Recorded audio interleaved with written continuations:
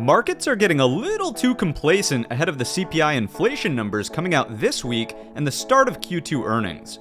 Margin data even suggests that people are getting over-leveraged near the all-time highs, and if this daily bull flag does not break out, it will lead to heartbreak for those who have terrible trade location.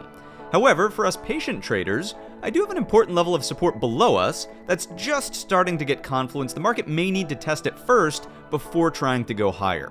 So welcome back to the Trade Brigade Weekend Show, where we'll take a look through all of the data points and we will build a logical trade plan.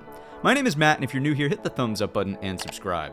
For additional resources, check out the links listed down below in the description and stay tuned until the end of today's show. I've got 6 additional trade ideas to share with you that you won't want to miss. With that said, let's jump right into the charts. So we'll kick things off on the SPY weekly time frame, talking about candle structure and location as we always do.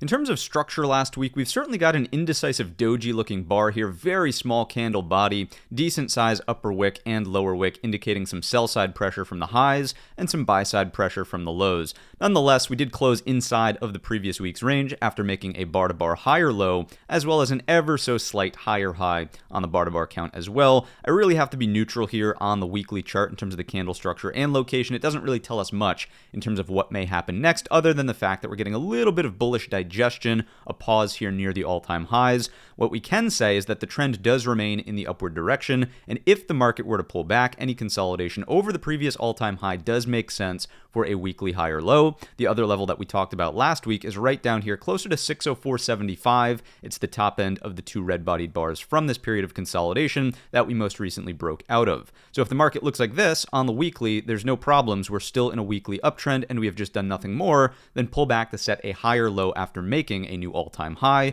which is the highest high in the trend count. If we come in here with the Fibonacci's from the lows, you're really not going to see anything new from the bottom up to the top or from this low up to this high. You can see that the top end of those 2 red-bodied bars is basically confluence with the Fib 38.2, although that's not the level I was talking about in the introduction. We'll see that on the daily in just a moment. Let's come in here with the anchored VWAPs on the weekly. Of course, we're above the entirety of the stack, and we just want to continue to monitor this one. It will offer confluence here at, once again, 604.75 over the span of time, but it's not quite there yet. What we should start to check in on is the volume profile. And why we care about this is because if the volume starts to get a little bit top heavy here, if this really builds out as a higher volume node, of course, the threat then becomes any pullbacks underneath that trap a bunch of overhead supply. But as of right now, you can see there's really not a lot of meaningful volume that's been transacted up here relative to the amount of volume that transacted here as we were headed into the earlier stages of this year. So kind of no issues from that perspective. Let's take a look at the daily time scale, and let's firstly evaluate this week's expected move as we typically do. If you're not familiar with the expected move, it is this gray box right here, and you can check out the video tutorial in the top right-hand corner on how to set this one up. If we're contained by the upper bound, the number is at 632.65, implying a brand new all-time high and a higher high in the trend count. If we're contained by the lower bound, the number is 614.59, and that unfortunately does break down, for people who have terrible trade location at least, underneath the bottom end of this consolidation. However, I would still argue you could easily find a daily higher low, a weekly higher low, near the lower edge of the weekly expected move, which is starting to offer confluence near the previous all-time high at 613, which, as we mentioned in the introduction, also has a sneaky little daily 20, daily 20 SMA creeping up for confluence right in here around that 613. That is the reference I was making in the introduction. We don't oftentimes look at the daily 20, but now that we've really been so far extended through the daily 50 in blue, and the daily 200 in green, it makes sense to look at the 20, which is now in orange, of course. So you can see as this phase of well, let's firstly talk about the breakout, right? Massively extended from the 20. This consolidation sideways through time allows the 20 to catch up, support. We make that next leg in the upward direction here. Lo and behold, it's the same thing in this phase of consolidation. Let me zoom in a little bit further on this for us. That way we're not staring at kind of a funky screen. So this consolidation leads to a breakout, right? We go sideways, daily 20 catches up, it's the next launching point. Now, I'm not saying that it has to be a pullback to here. We could just end up going sideways in the box until the daily 20 does something that looks like this. Let's say price is doing this, and then boom, we get that next launching point in the upward direction. But I do think that the daily simple 20 moving average is something that we should start paying attention to down here around 613 if there is a larger liquidation break in the downward direction that would offer a deeper pullback. Disappointing longs with terrible location, but still offering us patient traders a higher low opportunity in the trend count, right? Because I think we can all agree the daily trend is still absolutely in the upward direction. There's no issue with that. We're just falling into a small phase of consolidation here, which is normal. And we talked about that on Wednesday. Markets move from periods of consolidation to range expansion, back to consolidation, and then ultimately at some point we can't consolidate forever. Markets are either trending or balancing. If we break out of the balance via an upside break, new all-time highs, or if we pull back,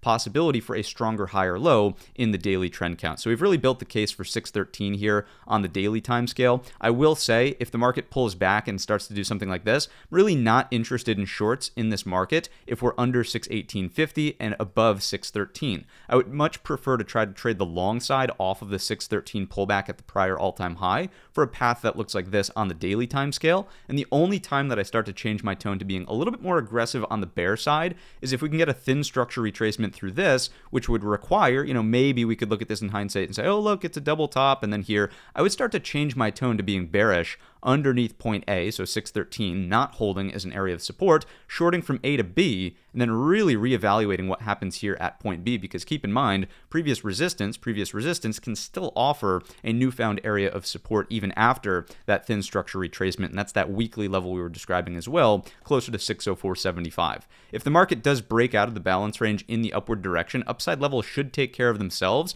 The upper edge of the weekly expected move, as noted at 632.65, will be a first target, but we could also take a measured move from this flag perspective. Let's come in from here to the top. Oops, let's get a click, think, or swim. Thank you. And the measured move of this flag is much closer to about 640. I don't know that I would forecast we're going there immediately, but if you do want some sort of reference point into blue sky territories, that is something that you could use.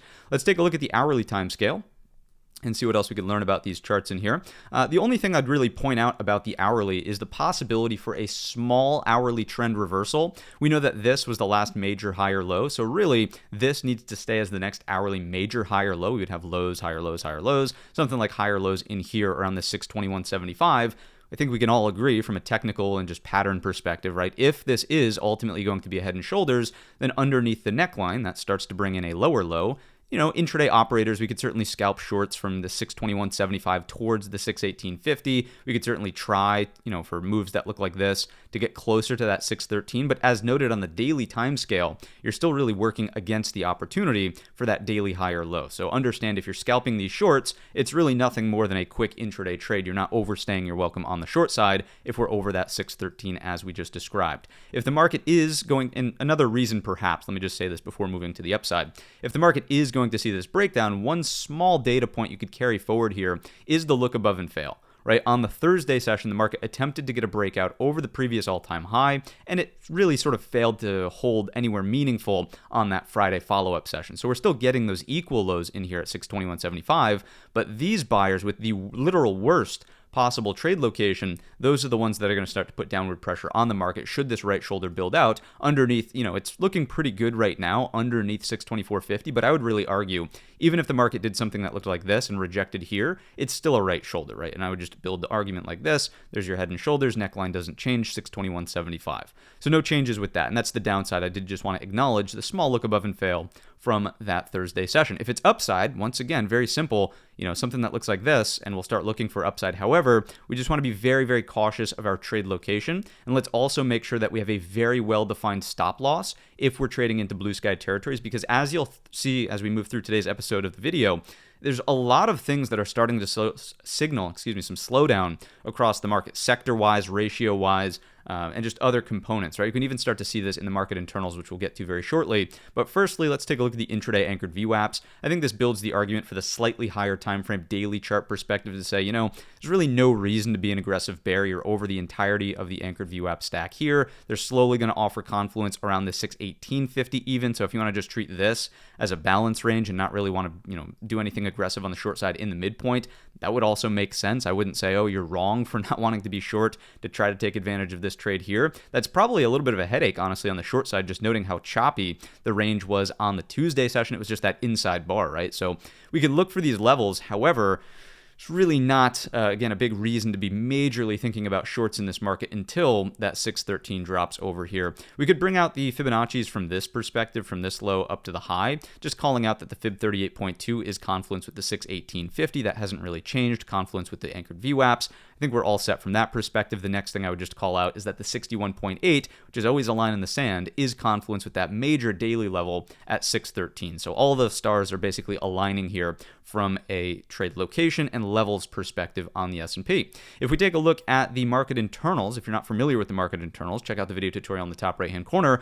What do we see? Why would we acknowledge that, okay, maybe there's some sort of slowdown here, there's some sort of disappointment if this daily bull flag doesn't break out? Well, remember that Thursday was the day where we went on to make that new intraday higher high, right? Well, Thursday, the volume flows really didn't get over substantial on the upside, and then via the move lower, of course the tariff overnight move headed into Friday puts a little bit of pressure to the downside, but notice that your volume flows are technically out of the market, right? Notice that your advanced decline line is here. It's technically lower, near trend lower zone. And then on the Thursday session, you weren't also in trend higher zone. It would have been much stronger, making that new all-time high if the advanced decline line was up here. So that would just mean that the breadth of the market is a little bit narrow on that move from Thursday. And we'll see this in the RSP. We'll see this in the total breadth charts as we move into supporting evidence. You can see the same thing here out of the cumulative build on the tick. Typically a strong trending day. And keep in mind, Thursday was absolutely a strong trending day in here with follow through to the upside. You usually want to see a 5,000 build out of the cumulative tick, and we just didn't get it. We got about 2,800 here towards the highs on Thursday, and then Friday, small negative build on the cumulative. So the ticks also just indicating that exchange-wide, although yes, you had this sort of sloppy intraday uptrend grind in here, the cumulative tick, it's really telling us, once again, breadth market-wide is kind of narrow in terms of things that are actually moving in the upward direction there. So let's take a look at our market profile and see if this is also supporting the idea that perhaps we have some trapped buyers overhead. I think the answer is yes. You can see here the overhead supply from the Thursday session as we made that brand new all-time high. Point of control also migrates substantially higher. Look at Friday. Friday's value area is underneath the Thursday value area. If you just do something that looks like that, you have this A period thin structure underneath us. So just generally, I think that this consolidation can persist as long as we have these trapped buyers and people who are, as we saw in the intro, over leveraged on margin up towards the highs. That disappointment likely keeps the market contained in here. If you're not familiar, by the way, with market profile, you can check out the video tutorial in the top right-hand corner. There's really not many other nuances to call out other than the fact that Tuesday's low is still poor. We did not repair that. You could also make the argument that there's a lack of material excess on the Monday low also. So those things are maybe worth calling out. I think that at the top we also have, up here, lack of material excess on the Thursday high. So you just have a lot of poor reference points on the market right now in terms of the auction not ending properly. And I think that this is very natural as the market's sitting in a period of consolidation, right? There's no euphoric excess at either end of the balance range, which sort of just leads us to the next logical sort of sequence. The market will need to break out of the balance at some point, be it up or down. We will repair those poor references, and we learn something when the market tests this, right? Let's just say that we're talking about the poor high, for example, lack of material excess. If you move through it and then come back down below, okay, we've repaired it. We've hopefully at that point put in decent excess, and then we move lower, right? We would retarget the bottom end of the balance for a look above and fail. If we sweep the low of Tuesday, let's say we come down, sweep the low of Tuesday, come back into range, don't test Monday's low, what would I assume? Well, okay, stronger sellers have repaired the auction down here. If we have excess, then great. I would expect continuation in the upward direction. If we sweep the low and accept here, so underneath, if we stay underneath Tuesday's low, then great. Maybe we'll look for further downside underneath the bottom of the entire balance range we've been dealing with for the past week and a half or so.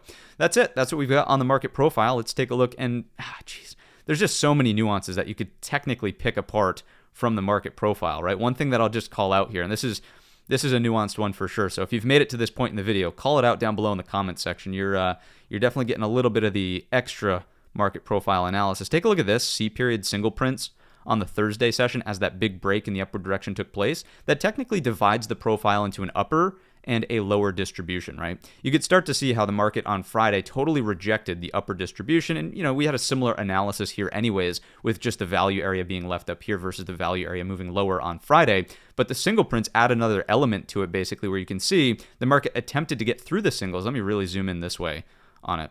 So you can see the bottom of D period there. The market tried to get through the single prints, which keep in mind should offer very, very little resistance. Failed in K period, actually put in decent excess, 3 TPOs, it's probably more than that considering we have a full point on the y-axis, put in some decent excess and then backed off, right? So participants unable to close the singles unable to even test the Wednesday high either.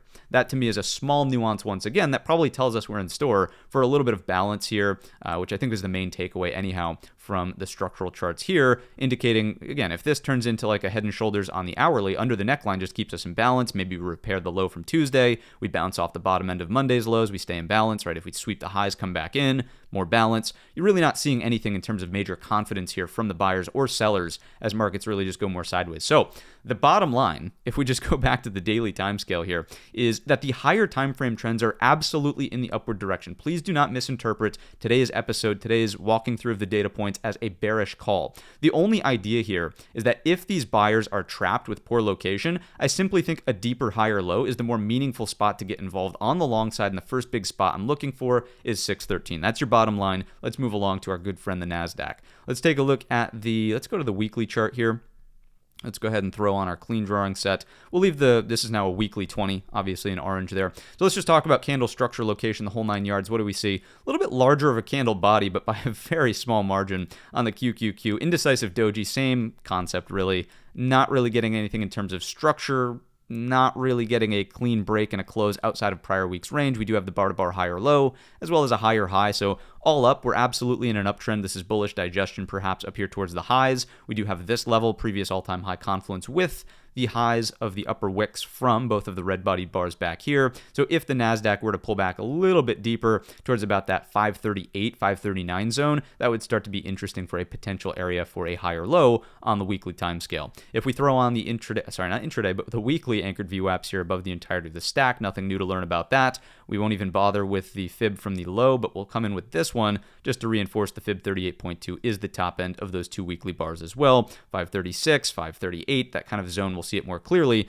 on the daily chart in just a moment. Let's quickly check in on the volume profile as well, because we want to take the same approach as the S&P and just start to keep tabs on whether or not this high volume node really builds out as something impressive. Impressive is probably, look at how many, this is like a month or two, this is many months actually of just sideways action up here. That's how this gets so substantial. I would say something that's like half that in here would start to become substantial as well. If the volume really, we go sideways, volume builds out, that looks like this. If we start to crack the low end of that volume node, I would expect a rotation lower just based on the disappointment of longs who are not getting follow through in the upward direction. Let's take it down to the daily time scale though. Let's get granular and talk about our weekly expected move and what levels are in play for this week. There's clearly been some relative weakness, at least intraday, on the NASDAQ versus the S&P 500. And I think that's pretty straightforward. This is concentrated in tech. You have a little bit more diversity over in the S&Ps. We'll see that in the sectors as well momentarily. Here's your expected move for the QQQ this week. The upper edge at 563.58.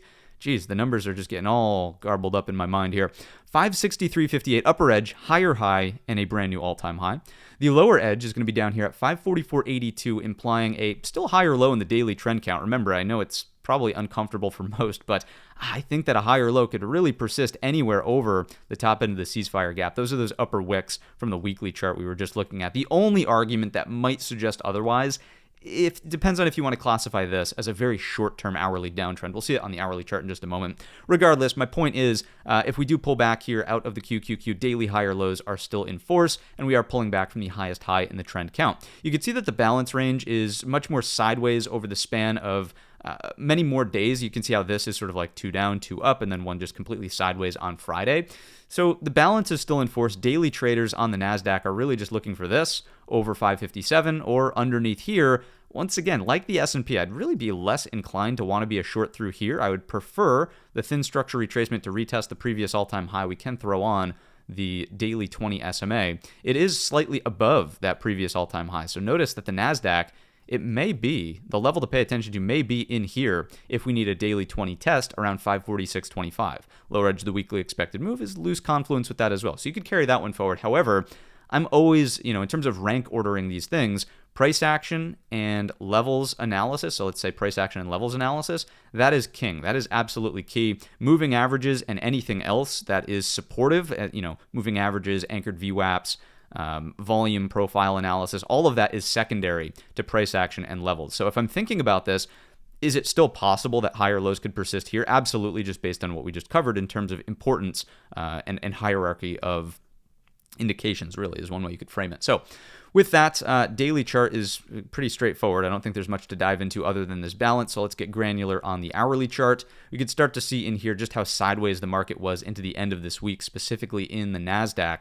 You really didn't notch that higher high and suggest a close on Thursday over the prior all-time high, so it's a little bit less of a look above and fail, and instead I would just treat this as a balance range. Early this week, are we spending time below the midpoint? Are we spending time above the midpoint? If above, base case kind of looks like this, blue sky territories over 557. If we start spending more time below, base case might look like that. And once again, do you want to be a big short through this? Probably not. Just understand that this is a very, very choppy section for the market there. I would think that the outcome for shorts needs to look something along these lines. Like, let it go in here, let it do its thing. This starts to really pique my interest on the short side because now we're no longer outside of this balance range from the past. And then if we can sweep that Monday low, this is where I think there's a short. If you're looking for a short, it's A to B here from 549.50 into 546.25. If you can capture that, you sort of get a little retracement through this thin structure break that happened early on the Wednesday session from now 2 weeks ago, right? So that's really where I'm at on the NASDAQ. We saw our daily 20. We saw, we know that we're in balance here. We know that the higher time frame trends are absolutely in the upward direction. If we were to get the pullback, let's just say that the market does do this. Let's go with this outcome first. If we get here to 546.25, I would really start thinking about where's the opportunity for that daily higher low to step up. If we move underneath that, that's really the thin structure retracement here, where we're saying, okay, even if it is here and here, this is still like, I'll put my thinking cap on, and at each one of these levels, just highlight them, 546.25, 541, and then down here at 536.25, each three of those levels, I will be evaluating whether or not buyers have the ability to step up and offer a daily higher low. When I say that, I'm really referring to like, is there a strong response from the buyers down here? Do we have a structural pattern that starts to emerge? Do we have an hourly trend reversal via, I love the inverted head and shoulders. It's an easy pattern to draw, but I like what it suggests, right? We look underneath the level here in the head. We come back above with a higher low. You already begin the hourly trend reversal with that, right? So those are kind of the three zones I'll be thinking about. Let's take a quick glance at the intraday anchored view apps for the Qs.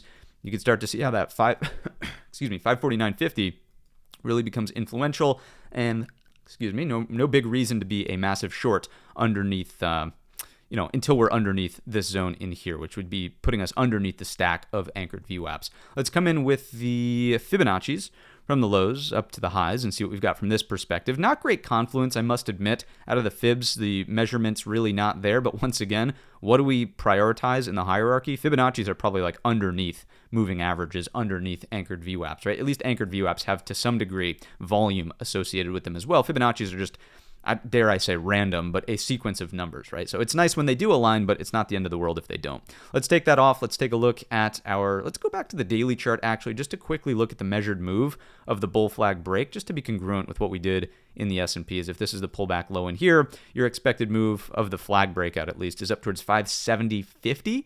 And that's a possibility, right? I think that we should just end on the QQQ here. We'll take a look at internals and profile, don't worry. But let's end on the price action chart by just saying, once again, we're only talking so much about these downside reference points because that's what we have to talk about. It's what we can prepare for. There's really not many upside reference points, but we're still in a weekly uptrend. We're in a daily uptrend. This is really nothing more than just a balance and consolidation up here. Although, yes, I do believe longs will be disappointed if we pull back. I think it's just offering an opportunity for a higher low to persevere these trends that we've been talking about. With that, let's take a look at the market internals for the NASDAQ side of things and see what's going on from this perspective. Rinse and repeat from the commentary we just had on the S&P side of things, the NYSE side. You did get a little bit stronger volume inflows on Thursday, but that was just kind of an end-of-day grind to the upside. It's not like you notched that new high on Thursday, unlike the S&P. So I wouldn't read into this too much. Instead, what I would call out is the fact that on the Friday session, we opened positive in volume territory. We did close negative. Notice the advanced decline line is completely contained in trend lower zone, and it's a little bit more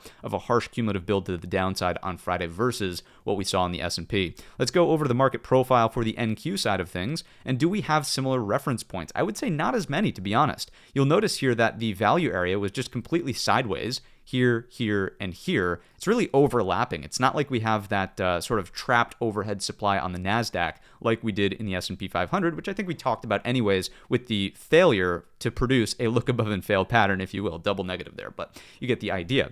So what should we be looking at from a market profile perspective? Probably just the poor high on the Friday session there. Great excess low in A period here. This B period sweeps and puts in excess there. We do have excess on Tuesday, Monday, a little bit of lack of material excess there. Upside reference points all look good here with excess. So really just carrying forward the poor high from the Friday session out of the NASDAQ side of the market profile.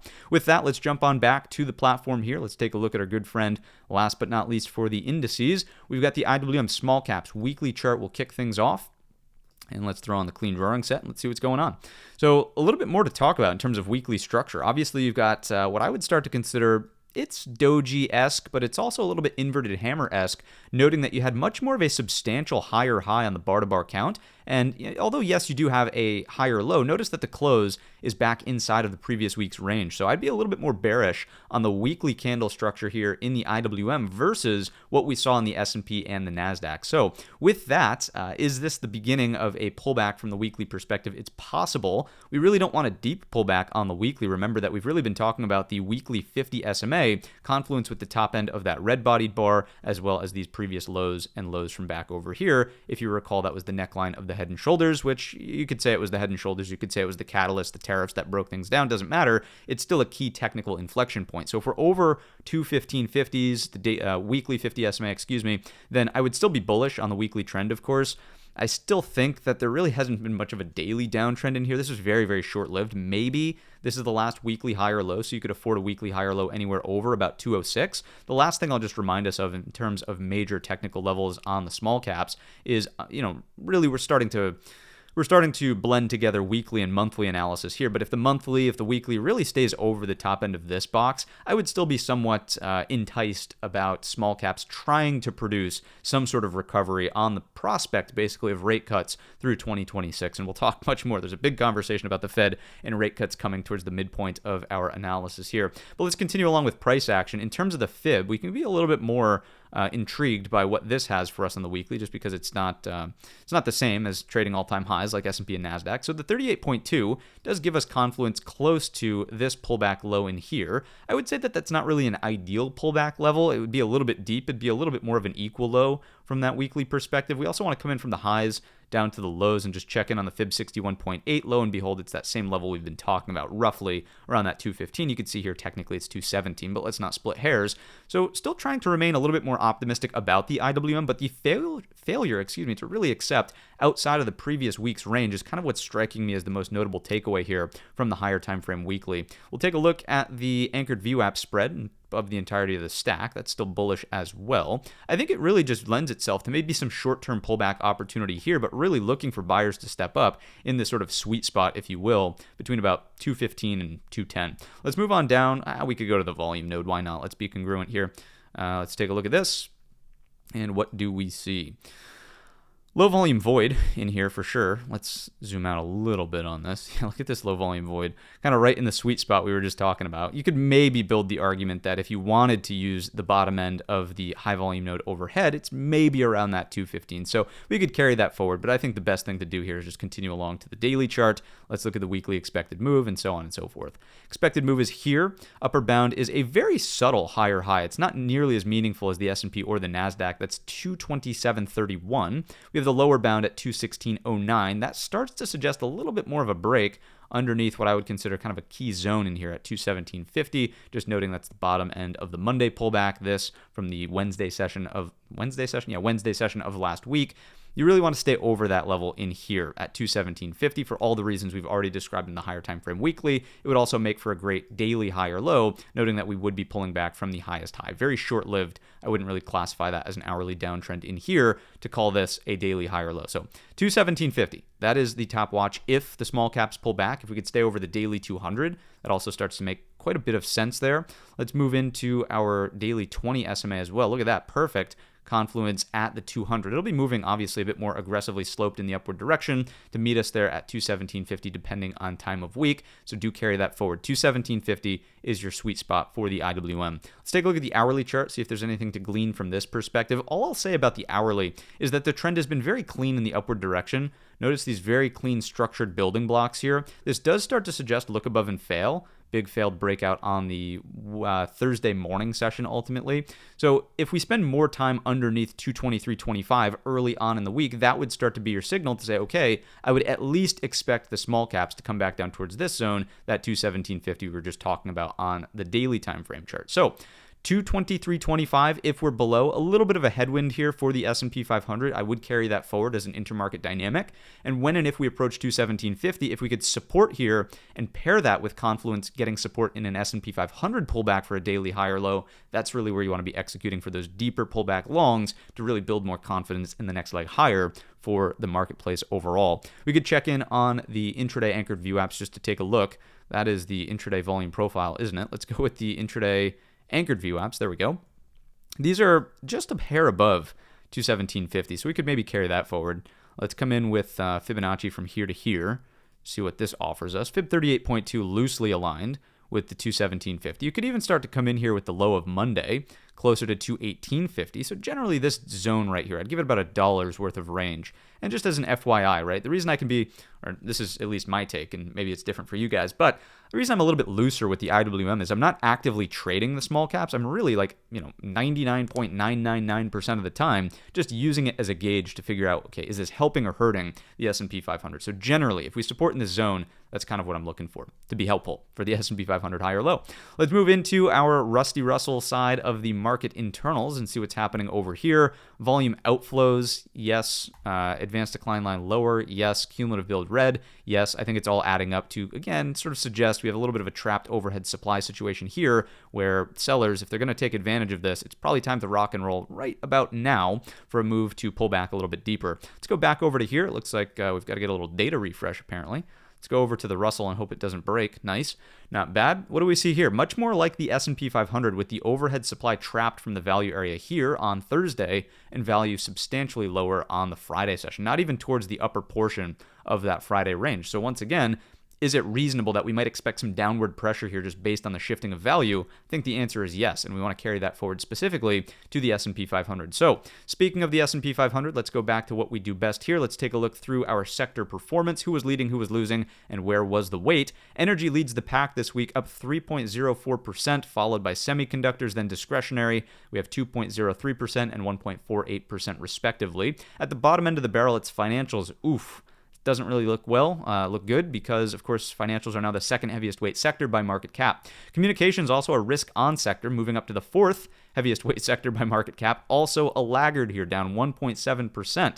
You can see staples are the third laggard, which is fine. Those are more D for defensive. They are certainly a lighter weight sector anyhow. So I'd say posture here is a little bit tepid, and it's been that way for a little while. We've been talking about this in the morning show. We've been talking about this last Wednesday. We talked about it even as we were headed into the week on Saturday's episode last week, so a week ago today. The posture here has slowed down a little bit. Now, it's not enough to be like, oh my God, we should short the market into the ground. This is totally like a risk-off rotation. It's just we don't really have the right sectors continuing to fuel the market rally in the upward direction. We just kind of have a little bit of rotation, a little bit of balance taking place here. So let's take a look at these actual sector charts and just see what's going on under the hood. Energy's not really doing much for us here. I would say that keep an eye on this just based on the prospect of inflation. Remember that energy, crude oil, you could use crude as a proxy as well. It sort of goes a little bit hand in hand with interest rates. Obviously, crude has been breaking back out in the upward direction, even post Middle East tensions towards, I'm not going to say the major affected price back here, but certainly away from the unaffected price. Right? You got this big retracement back down to here, unchanged. Now we're starting to get a little bit of natural price action lift in the upward direction. So inflation may be a little bit of a harbinger here based on crude, if you will. Let's move along to semiconductors and see what's going on. Any issues out of semiconductors? No. It was offering a little bit of a warning shot across the bow on that Wednesday session we made. The Wednesday update video was all about watching the low of Wednesday's daily bar on SMH. I mean, it just totally gobbled up the upper wick here. Now you have another inverted hammer on the Friday session. I would carry that forward, that it made and it notched a brand new all-time high, pulled back down into the 2-day balance range here. Semiconductors have really led the market higher through this entire move. So I would pay very close attention to the SMH. It's probably not a cause for concern until we're underneath that Wednesday low, if I'm being honest. Any of this consolidation here will keep the market in range most likely. If we take a look at the XLY, you can see this chart also looks A-okay. It's a non-issue for the broad market. As long as we're over the top end of this balance range, I really don't see any issues from discretionary here. If we look at utilities, there's nothing to talk about. We're inside of this balance range. It's a really lightweight and defensive sector. Materials breaking out higher. That's helpful, notching new highs. Remember, upward pressure is upward pressure.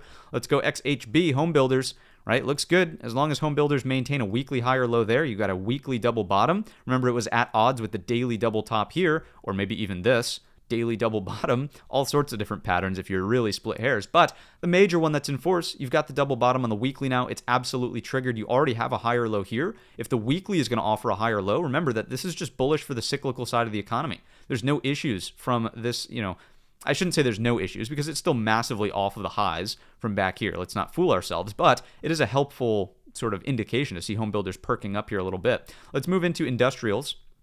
Looks fine. Trading here near the highs. If it does pull back, plenty of room for a higher low over the top end of the breakout point, 145.50. Let's take a look at financials. Financial earnings, bank earnings are going to kick things off this week. We'll see the earnings calendar in a moment. If we get a deeper pullback, we really want to see anything. I mean, really, I'd say gap fill reversal even offers a daily higher low. Would it be best over 51.65? Yes. But is it possible at the daily 200 at the gap fill reversal? Sure. 50.80, no problem here out of the XLF. I would expect some sort of gappy action as we start to get bank earnings. Obviously, blue skies they have to be bullish for the S&P 500. Let's move along for the XLC. Nice pullback here, really controlled pullback actually, and I love the hammer from the Friday session there, right off the previous all-time high. It doesn't really get much better than that. So I'd be watching this very early in the week. If we take out the XLC daily high from Friday, something that looks like this, probably upward pressure, and you could pair this with what else is going on in the SMH. Let's say SMH remains sideways, it takes out the inverted hammer low, but the XLC looks something along these lines.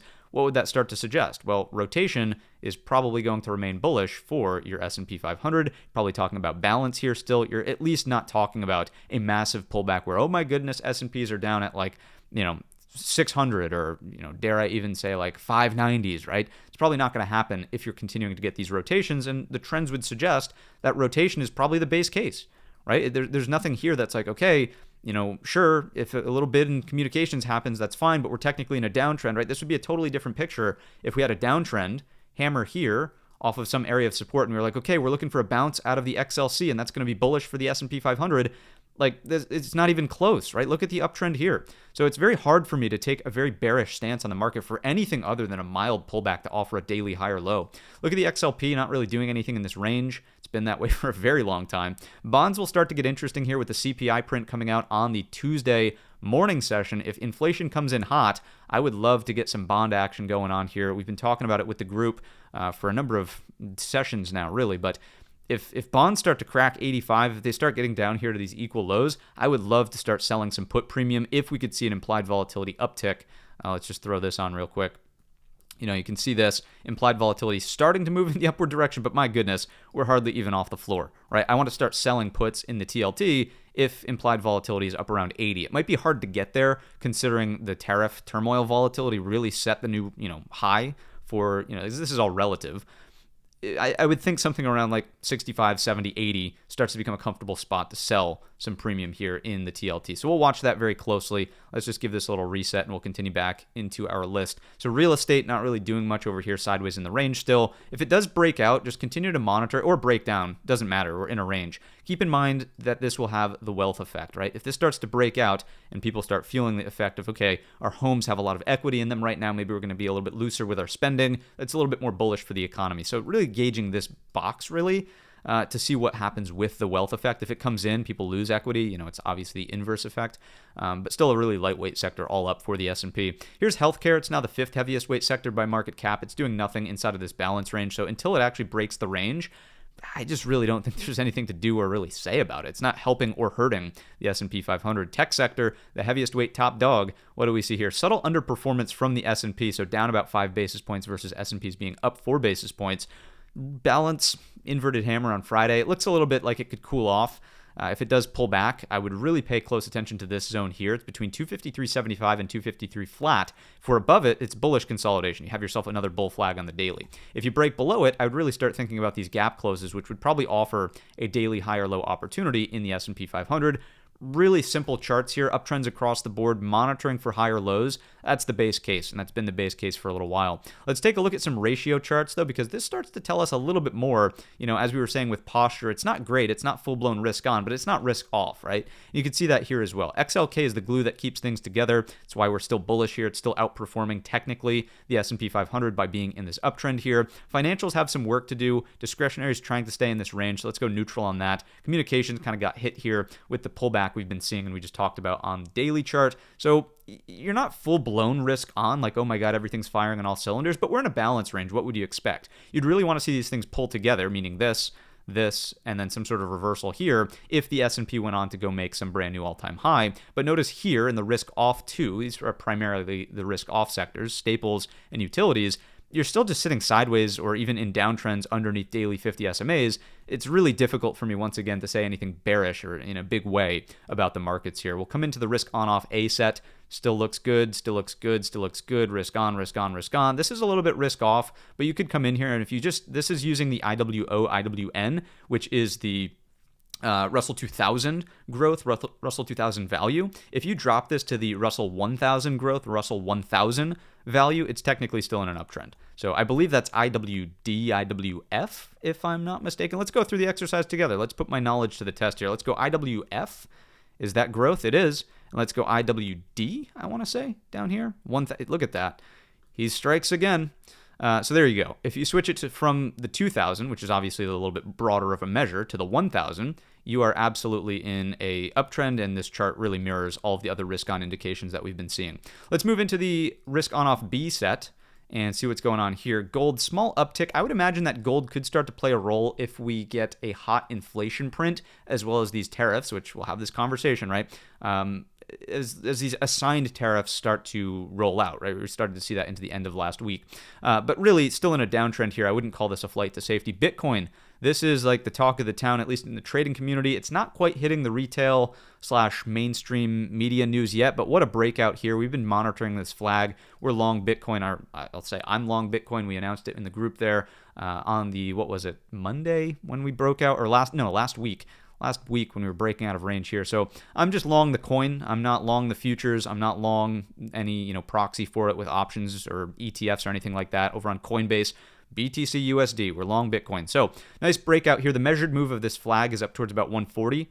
So let's grab this real quick. We could do the same thing we did over on, yeah, there you go, about 140 in Bitcoin. So similar story to the S&P 500. This does indicate to me a risk appetite that's continuing to improve. And really the icing on the cake for this was the Sailor Shift tool also firing green as this breakout was taking place. So if you need a little bit more confidence, you can always grab this over on the website or just continue to check in here on the Trade Brigade midweek and weekend videos.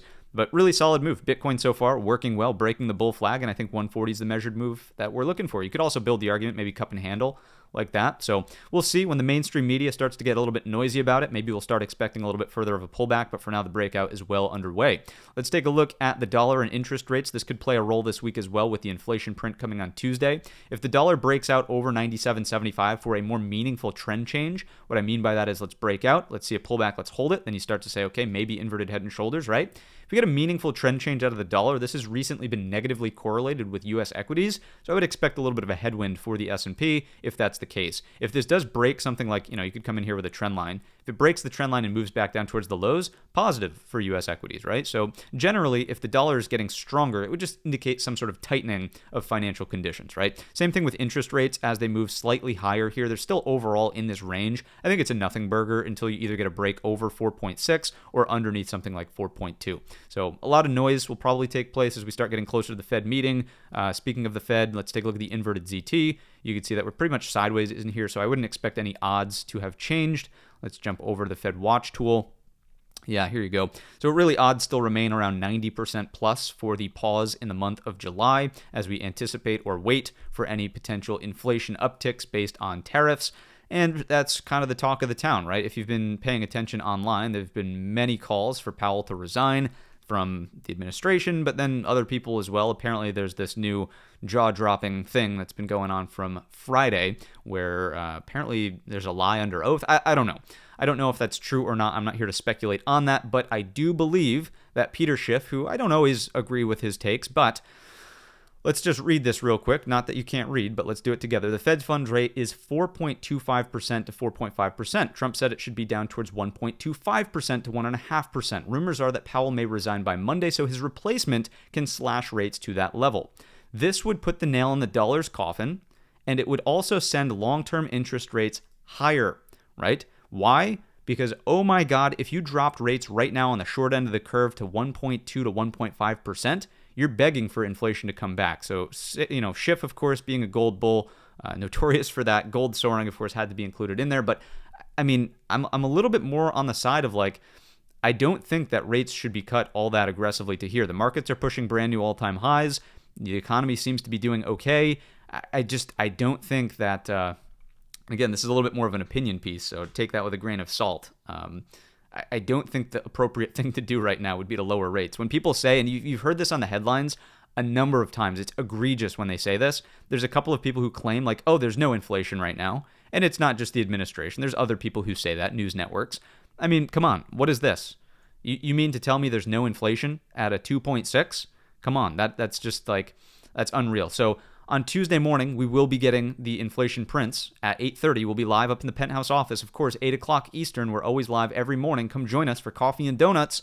They're on me. We'll get Svetlana making handmade espresso drinks up in the office on Tuesday. So coming out to the show, it's live right here on the YouTube channel, free, open to the public. Everybody come on out. Coffee and donuts. CPI inflation numbers will be the top watch. Okay, I think everybody's waiting for this. Everybody's watching this. We're sort of starting to hit that tipping point where Jerome Powell is either going to have his data or not. They've been saying we want to wait for, the data to start rolling in as to whether or not inflation is going to see an uptick from tariffs. Well, now they're in the sweet spot window, right? We're starting to approach that 3 to 4 month time horizon from the April announcement of all this stuff, and this is sort of where the rubber hits the road. Either we get it or we don't, and Jerome Powell has to make his call and say, okay, we didn't get it, so let's start to lower rates slowly, right? Policy based on what the Fed has even commented on. Look at all this Fed speak as well on Tuesday. That's incredible. Policy is slightly restrictive based on some commentary from Musaleem, which was coming out, I believe on, was it Thursday morning of last week? Anyways, what else is on the calendar here? Core PPI will be on the Wednesday morning session, 8:30.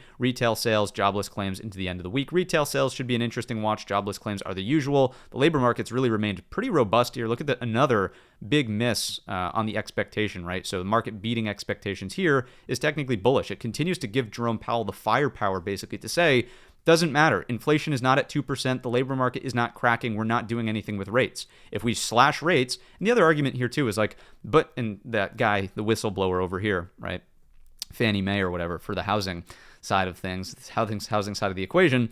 If you slash rates to 1.2, 1.5 or whatever, I mean, the only thing that's going to do is it's going to inflate housing prices, and everybody who wanted to get a really cheap mortgage so they could afford a house is just going to be paying the difference in terms of the actual price of the house, right? It's gonna we went through this experiment in sickness, right? In the sickness era, if you will. So anyways, my 2 cents, I think it's a very fine line to tread, but so far, I think that Jerome Powell gets way too much flack.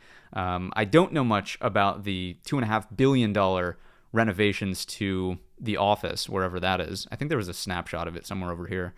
Oh, I know it's out there somewhere. There's a rendering of it. There's a rendering of the new Fed building. I have no idea where it is. I thought someone made a little post. You could go find it. Anyways, we'll keep tabs on the saga as it continues to unfold. Hopefully we hear some commentary from Powell on July 30th. And I find this whole thing kind of fascinating, as I'm sure you can tell from just the way I'm talking about it. But if a reporter asks him, how do you feel about the administration, really just hammering you about he's just going to say, I don't think about it at all. We have a job to do. I don't think about it at all, every single time. So let's move along here.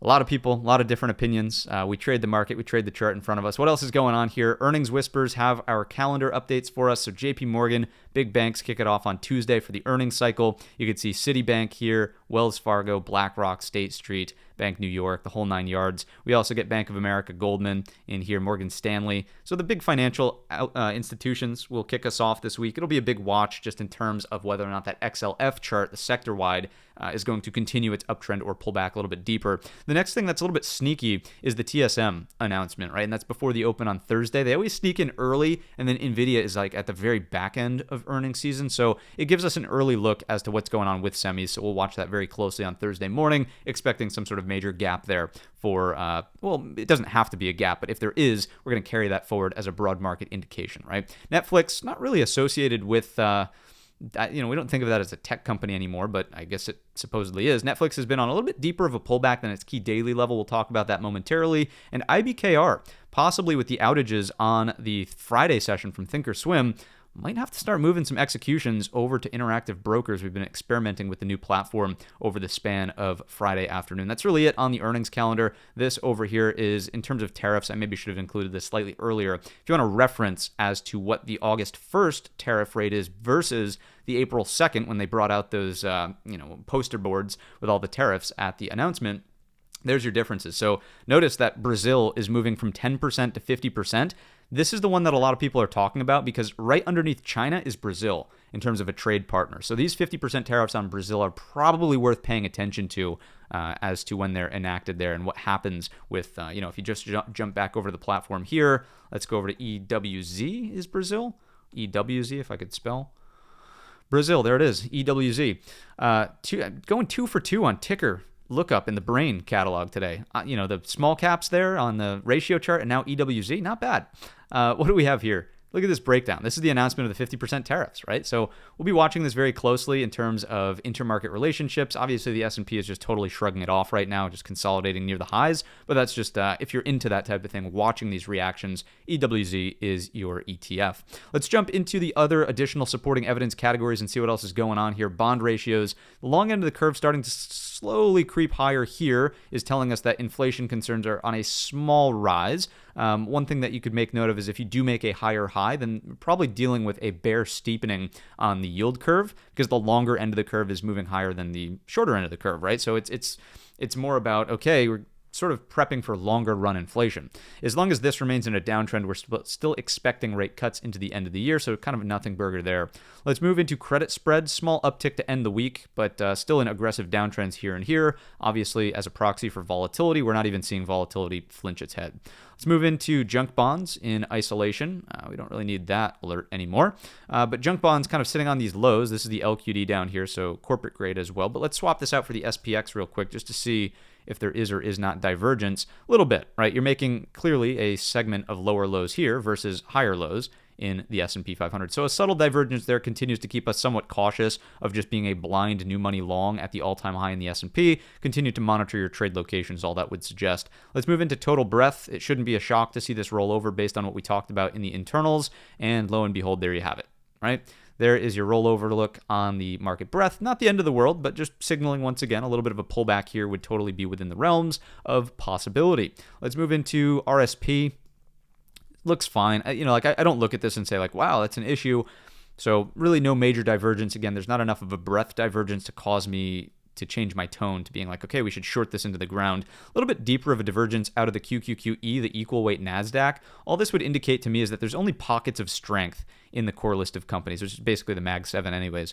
Let's move into our transports. Ironically, had a nice little breakout here over that prior high. So this, again, kind of ironic. Breadth from a transports and Dow theory perspective is actually improving, whereas the more concentrated breadth to the S&P and the NASDAQ is deproving, not a word, decelerating.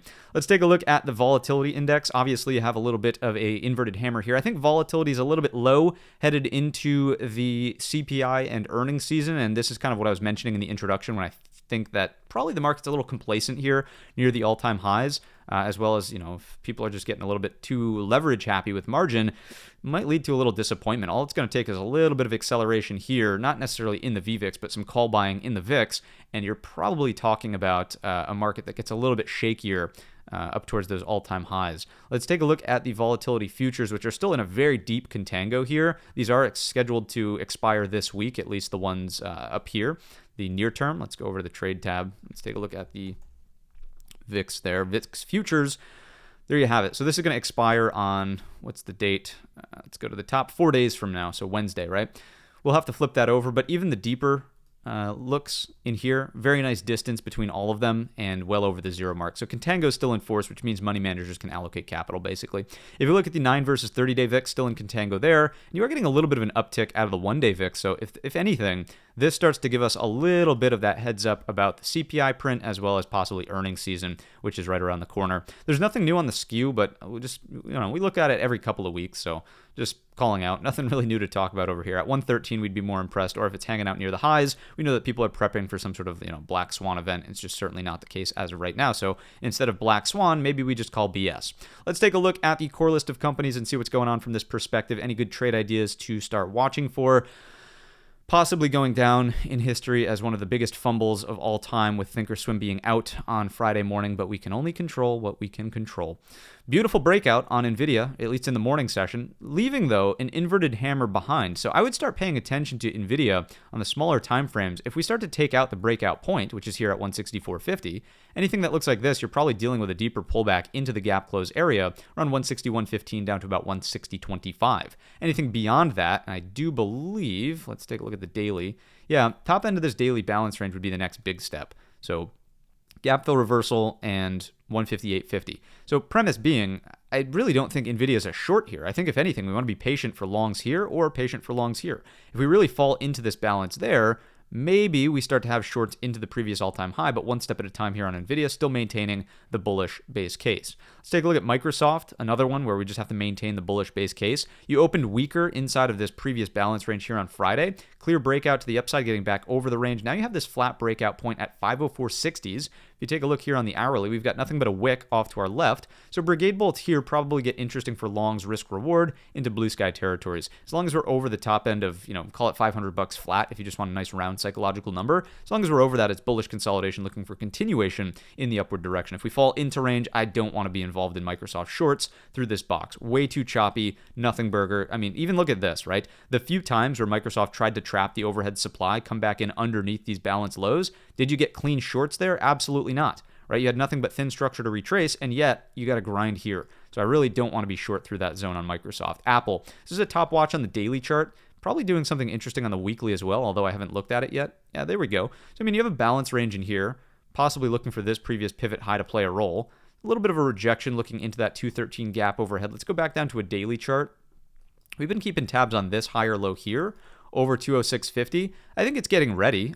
Certainly bull flag look in here. If we could get some sort of break to close the gap, test the daily 200, maybe Apple plays catch up toward, obviously it's nowhere close to the all-time highs, but you got Microsoft trading all-time highs, NVIDIA trading all-time highs, Amazon's doing all right. So maybe it starts to play a little bit of catch up if it can get over that 213, even just if it's going to go to the daily 200. There's probably an opportunity for a catch-up trade here is the bottom line on Apple. So higher lows, and we trade catch-up trades once the S&P finally notches the new all-time high, as we're still building back from S&P April tariff lows in here as we're making this ascent. We're trading relative strength through here, really all the way up to, let's just say that this is the all-time high. I know that there's a lot of overlap there. Let's do it this way, right? So this is your all-time high or prior all-time high. This is all relative strength trades in here. Once we do this, now you can play catch-up trades once we've cleared the all-time high. So Apple, I think, could be a catch-up move. Let's take a look at Amazon. Amazon, a little bit of a deceiving break on the Friday morning session, but, it did make the move. I think it's got a little bit more room to run towards this 228.75. Next steps would just be a Brigade bolt on the hourly, higher time frame Brigade bolt at 224. If we could support above it, sort of didn't have much momentum there, and we've been dealing with the prime day disappointing numbers through the span of the week, but certainly chart structure would suggest it's more advantageous for risk-reward longs here if we're over the top end of the balance. So 224 just remains that key level. You could look at Amazon on the daily chart, nice structure in the upward direction. Wouldn't be unreasonable if it tries to tag this, cools off, goes sideways, and just builds another block in the upward direction. Beyond that, really talking about 233.75 and then the all-time high, 241.15. Let's take a look at Google. Google has been on my, annoying list for a while, or just, not really. The chart's been a really rough one to trade, so I think for me, if it clears these equal highs, now that we've got some semblance of like a higher low, is it attempting to build out a new uptrend? Maybe.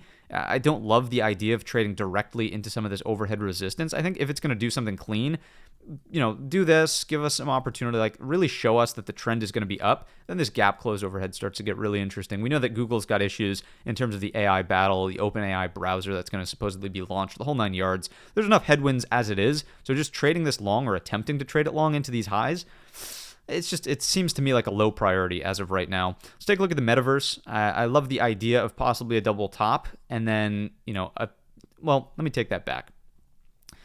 I love the idea of the double top enticing a lot of other people to just start shorting the heck out of this thing. And oh my God, Meta's got a double top. It's got to crash and burn and go to zero. What I think is far more advantageous to watch is look at the candle from Friday. It looked underneath all of these equal lows. 1, 2, 3, 4, 5 equal lows from all of these bars in here. Notice that the sellers could not even get all the way down to the top end of this previous balance around 705.50, and instead we closed over 714.50. So what that would indicate to me is the auction has been completed at these lows. We've put in decent excess. We did not test the full pullback level, which is a sign of relative strength. If Meta can stay inside of this 714.50 spot, I would be looking for this back up to the highs. Forget about the double top. Obviously, the neckline is not offering a firm breakdown, and there's clearly no lower high underneath yet. So if we're over 714.50, I would actually start looking for Meta longs back in the upward direction, based on the premise, right, of look below and fail, something along these lines. So that's the metaverse. Let's take a look at Tesla. Really just kind of Tesla's been all over the place with this gap and, the Elon stuff. So I still have to maintain a little bit more of a bearish stance, and the reason for that is on the daily time scale. You can see we have highs, lower highs. Still an opportunity for lower highs underneath all of this overhead supply. You could even build the argument that this was head and shoulders. This is still the neckline retest. You've got the daily 200, the daily 50, all the moving averages stacked as confluence around the same zone. So this is still kind of a first and primary thought, but obviously we can't ignore some of the relative strength into the end of the week with the move higher we've seen here, and just the failure of the sellers to really partially close the gap and then come back in based on Thursday's close, right? So Wednesday's close. Thursday's close? Thursday's close. Thursday's mid-afternoon. That's why this is throwing me off. It's midday. So on Tesla, I still think, and again, daily chart is the driver for this. This is kind of a watch. Risk reward to the downside. Can we produce some kind of failure here near this 313.75 gap fill reversal, daily lower high, rejection of the moving averages? Is there a rejection on Tesla where we could trade shorts that look like this? Is kind of one of the ideas. If Tesla's really going to show and prove, I would want to see a daily trend reversal. Obviously, we talked about the lower highs, but you also just sort of have lows and lows. We need to start seeing, okay, if this, dare I even call it a double bottom? It's hardly that, but let's maybe call it a double bottom, 1, 2. I don't know what we want to call it, but if there's more price acceptance in here, it starts to change my mind a little bit, and then really, this is probably where the executions start to step up as cleaner Tesla trades in the upward direction over 334. Let's move along to JP Morgan. Earnings obviously this week means that it's not a contender from an options trading perspective. Nice clean daily balance area happening in here. It's just the calm before the storm. Will it gap up? Will it gap down? Excuse me, we shall see. We'll see what Jamie Dimon has for us in terms of his commentary. Netflix, the swing trader's dream, did break the key previous level. It is reporting earnings this week. Netflix has been in a historic trend of, if we just go out to a multi-year chart here, remember, this has been going on for a very long time. Earnings, gap, and go. Earnings, consolidation, go. Earnings, consolidation, go, right? Earnings, go. So I'm not trying to say it has to be the same exact way. There's a little rally post-earnings as well. Here's the next earnings cycle in here. Nice rally to the upside. So is Netflix due for a deeper pullback on earnings? Let's say it gaps down on earnings and then a rally. I certainly could be the case. Netflix has been an absolute monster. If you just look at the return on this thing, and I sort of kicked myself a little bit. I wish I had more of a long position on Netflix, but I just don't. I could never really buy into the story of Netflix. I guess that's just because I'm not a big Netflix watcher, but up 650% from the 2022 lows. Unbelievable on Netflix. Let's not harp on it too much. The trades here, again, probably some kind of sustained hold in here would be what I'd like to see around the 1160, 1180 zone. If buyers are going to step up. If it's going to be a deeper gap down, we'll just have to trade that in stride towards the end of the week. Implied volatility on the options contract is going to be unreal. Let's take a look at Palantir. Inverted hammer on the daily. I think that this is starting to set the opportunity for a daily higher low to clarify this range. Reason I say clarify is because it got really sloppy in here for a couple of days, and now it's starting to get a little bit better on Palantir. So you can see these equal highs. It's either going to be one of two things. A breakdown of previous day's low probably offers us another 137 pullback, I would think. You get some sort of like daily hourly double top. If you get this consolidation here, then this is the trade we want to be interested in. Brigade bolts over 145.50. Right, and that just trades to blue sky territories, new all-time highs. If it is this, I'm probably less interested in shorting through all this junk, and rather, can the daily offer a higher low pullback opportunity at 137? Be using a combination of daily candles and hourly trend reversals near this zone to spot that. Let's move into Broadcom. Let's take a look at this. It's really just in a balance range. You can see it on the daily as well. Here's your balance range up towards the highs. Indecisive doji on Friday. I don't think there's anything to do until you either get this or this. I would not get overly active getting paper cuts inside the range. There's nothing to do in there. So over 277.50 or under 271.35. Even on the under, maybe there's some shorts through the thin structure retracement, but in here, previous all-time high could also offer a nice daily consolidation look, right? There's your previous all-time high, just sort of like daily bull flag in there. It's a possibility. It's going to report much, much later in the earnings cycle. You can see that it just hardly reported not too long ago. It's closer to NVIDIA, right? So Broadcom, watch that. Let's take a look at AMD here. Anything on AMD's daily chart? Starting to break this. So this range has sort of been the issue on AMD between 146, 142, 35. A little bit of a bullish kind of engulfer on the Friday session. It's not as good as it could have been. A gap underneath Thursday's low to then rally would have been a little bit better, but all I sort of think about on AMD is just the fact that this gap continues to not close to the downside, right? That's that Thursday morning's open. And then we did get this high and tight consolidation close over 146 to end the week. So if we can get either consolidation over 146 and continuation, that might be one way to trade it. Brigade bolts over prior day's high on something like Monday's session. Keep in mind, if the SMH is pulling back aggressively, you probably want to dial back the expectation of the AMD trade here. But that's one way to do it. Brigade bolts on Monday over Friday's high. Or if we pull back here, maybe trying the gap fill reversal, something off of 140 if it's going to do this ultimately. So those are the two ideas on AMD and the two levels that I would pay most attention to. Let's take a look at some of these trade ideas. Let me scroll on another window so I can actually look at them. So Net is the first one. Net, not Netscape, but rather Cloudflare. What do we have on Cloudflare? So right here, you can see a very clear double top neckline. Inside inverted hammer on the Friday session gives us a bearish 3-bar play. If we could take out these lows, I think you have a trade to here. If you take a look at Net on the intraday, you're already starting to crack. As long as price acceptance is underneath 180-150s, that's where I'd be looking for that continuation into these lows around 176. If you really wanted to pull it into the next low set, you're talking about down here around 167.50s for the sake of round numbers. Let's do that. There we go. And your daily, pullback low there. So I do like the double top possibility for a reversal. The other thing going for it is that this is already a lower high. Earnings a little bit further out, a non-issue for now. So if we need shorts, Net could be a place to do it. Keep in mind that your options chain here is horrible. So you might have to just short the shares outright. And I do believe it's easy to borrow. Yeah, easy to borrow, at least on Thinkorswim. You shouldn't have any issues with share locates if you're interested in that idea. Next up, we've got Datadog.